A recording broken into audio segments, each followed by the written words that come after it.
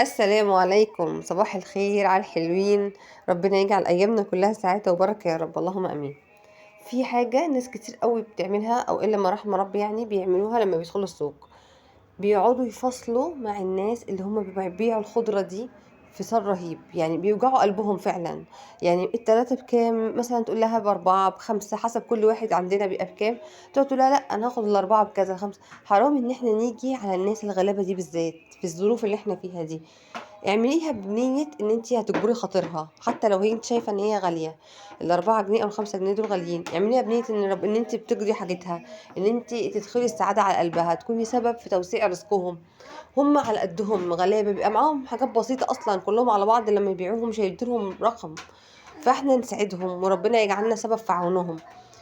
غير كده إن إحنا لمّا بنروح أماكن كبيرة أو مطاعم كبيرة بيجيبوا لنا الmenu بالرقم اللي بيفاجئونا بيه، ما بنقدرش نقول لهم تِلت التلاتة كام، لأ بالعكس، بنروح كمان مديينهم tips عشان يبقى شكلنا حلو وclass فإحنا على قد ما نقدر لو إن إحنا نراعي الناس الغلابة دي، ارحموا من في الأرض يرحمكم من في السماء.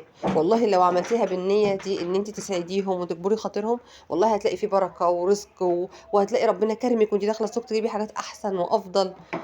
حاجة بسيطة قُلت يعني نذكّر بعضنا بيها، ربنا يا رب يجعله سبب إن إحنا كلنا ربنا يرحمنا ويرفع الغلاء عنا، و وفعلًا ارحموا من في الأرض يرحمكم من في السماء. وبإذن الله ربنا يجعل أيامنا كلها سعادة وخير وبركة ويحفظنا بحفظه وبس. والسلام عليكم ورحمة الله وبركاته.